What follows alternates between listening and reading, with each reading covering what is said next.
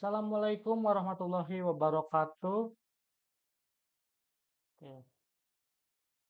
Kita masuk ke semester 5 di sini, di mana mata kuliahnya yaitu Ekonomi Mikro Syariah di pertemuan kedua.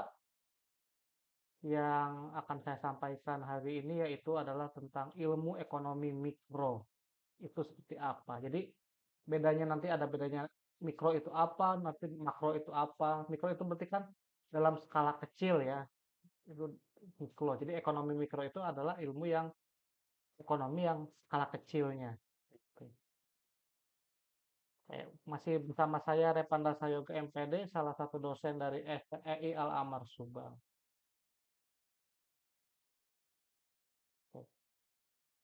Ini menurut Adam Smith, ini adalah bapak ekonomi dalam bukunya, ya.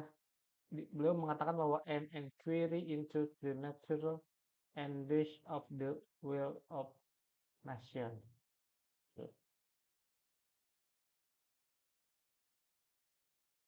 Oke, sebelum kita ke ekonomi mikro maupun makro, kita kembali ke pengertian ilmu ekonomi sebelumnya, di mana ilmu ekonomi itu adalah ilmu yang mempelajari tentang usaha-usaha manusia dalam memenuhi kebutuhannya yang dihadapkan pada kondisi.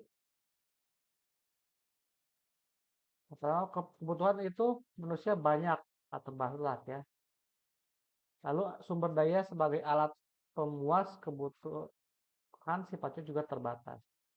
Jadi oleh karena ini kita bisa adanya ilmu ekonomi ini karena tadi kebutuhan manusia itu banyak, terbatas, sementara sumber daya sebagai alat pemuas tersebut itu sifatnya terbatas. Maka ini muncullah ilmu ekonomi ini.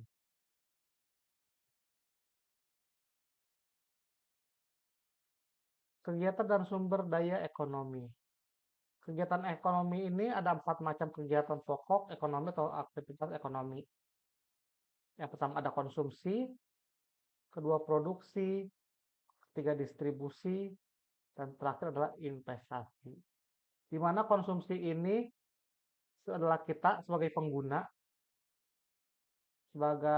ya konsumsi, lalu produksi itu yang memproduksinya, distribusi itu yang mendistribusikan atau menyebarluaskan, investasi itu adalah untuk investasi. Sumber daya ekonomi. Sumber daya adalah input atau faktor-faktor yang digunakan dalam proses produksi untuk menghasilkan barang atau jasa yang diinginkan. Terdiri sumber daya alam, contohnya ada tanah, cadangan mineral, dan lain-lainnya. Itu karena sumber dayanya dari alam. Lalu ada sumber daya manusia, contohnya tenaga kerja dan entrepreneurship atau ini kewirausahaan. Lalu ada sumber daya modal, contohnya peralatan fisik, mesin, bangunan, komputer.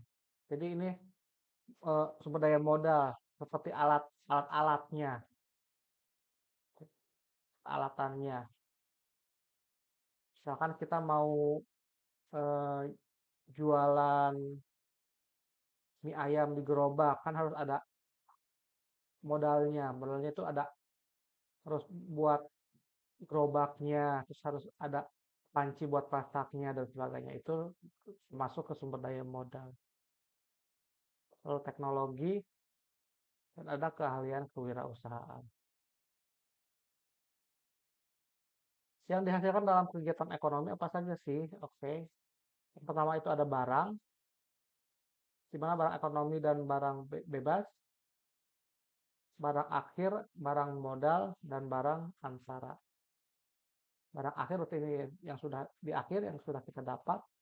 Barang modal itu sebagai modal, dan barang antara ini sebagai pengantar. Lalu ada jasa, di sini bisa berupa layanan dan sebagainya. Barang ekonomi dan barang bebas. Ini ya, di mana keterangannya eksklusif ini pengorbanan, lalu non eksklusif itu tanpa pengorbanan, fairly itu bersinggungan dengan hak orang lain, sementara non fairly itu tanpa bersinggungan dengan hak orang lain. Nah, ini barang ekonomi, dia berarti eksklusif dan privasi. Jadi pengorbanan dan bersinggungan dengan hak orang lain. Sementara kalau barang semi bebas, ini termasuknya ke non-exclusion dan privasi. Dan begitu juga barang semi ekonomi, ini exclusion dan non-privasi. Sementara untuk barang bebas, ini adalah non-exclusion dan non-privasi.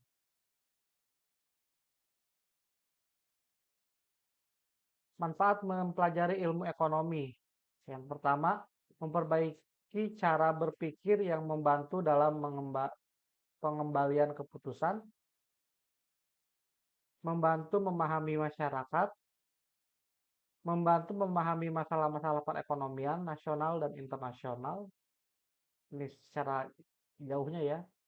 Bermanfaat dalam membangun diri dan masyarakat. Itu ya. Lalu ada jenis-jenis analisis ilmu ekonomi. Ada ekonomi deskriptif, di mana analisis ekonomi yang menggambarkan keadaan yang sebenarnya wujud dalam perekonomian. Lalu ada teori ekonomi, yaitu pandangan-pandangan yang menggambarkan sifat hubungan yang wujud dalam kegiatan ekonomi dan ramalan tentang peristiwa yang terjadi apabila suatu keadaan yang mempengaruhi mengalami perubahan. Lalu ada ekonomi terapan. Ini biasanya disebut teori kebijakan ekonomi, yaitu cabang ilmu ekonomi yang menelaah tentang kebijakan yang perlu dilaksanakan untuk mengatasi masalah-masalah ekonomi. Bagaimana bentuk-bentuk kebijakan yang harus dilaksanakan untuk mengatasi masalah-masalah ekonomi. Nah, kita masuk ke teori ekonomi mikro. Sebagai bagian dari ilmu ekonomi yang menganalisis bagian-bagian yang dilakukan oleh unit-unit kecil dari keseluruhan kegiatan perekonomian. Aspek-aspek yang dibahasnya, yang pertama ada bagian dan bagaimana dan mengapa satuan-satuan ekonomi membuat keputusan ekonomi, bagaimana satuan-satuan ekonomi berinteraksi membentuk satu satuan yang lebih besar yang terkait dengan pasar dan industri, tingkah laku penjual dan pembeli dalam pasar, berbagai teknik analisis ekonomi mikro dan terapannya dalam menjelaskan fenomena keseharian. Opportunity cost yang timbul sebagai konsekuensi pilihan yang diambil. Sementara untuk teori ekonomi makro, ini nanti juga akan dibahas di mata kuliah ekonomi makro. Ini sebagai pendahuluan, yaitu menganalisis keseluruhan kegiatan perekonomian bersifat global dan tidak memperhatikan kegiatan ekonominya dilakukan oleh unit-unit kecil dalam perekonomiannya. Analisisnya mencakup penentuan tingkat kegiatan perekonomian negara, pengeluaran pemerintah, kebijakan fiskal dan moneter, pengangguran dan inflasi, dan sebagainya. Oke, begitu ya untuk awal atau sebelum mempelajari ekonomi mikro, ini sebagai pendahuluan dari mata kuliah ini. Terima kasih untuk pertemuan kali ini. Nanti dilanjut lagi dengan ekonomi makro. Sampai di sini, terima kasih. Assalamualaikum warahmatullahi wabarakatuh.